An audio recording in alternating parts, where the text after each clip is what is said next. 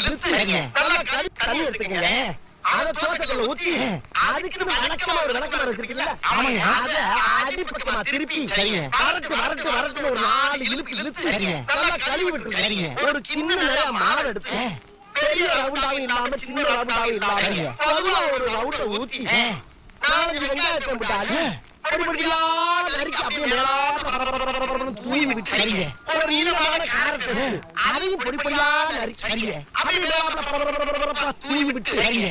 ஒரு 16 கரண்டி நெய் எடுத்து அதுல 6 கரண்டி நெய்ய உள் சைடு அப்படியே லேசா வாங்கி விட்டு 10 கரண்டி நெய்ய தோசைக்கு வெளி சைடு அப்படியே மேலாட்ட வாங்கி விட்டு இட்லி பொடி இருக்கு பார்த்தீங்களா, அதை அப்படியே அள்ளி மலை சாரல் மாதிரி அதையும் மேலாட்ட அப்படியே பேய விட்டு பொத்தாப்புல அப்படி ஒரு பத்து இப்படி ஒரு பத்து அப்படி பறக்கி விட்டு அப்படியே ரெட்டி கலர்ல முருக விட்டு அழகா தண்ணி எடுத்துக்கங்க.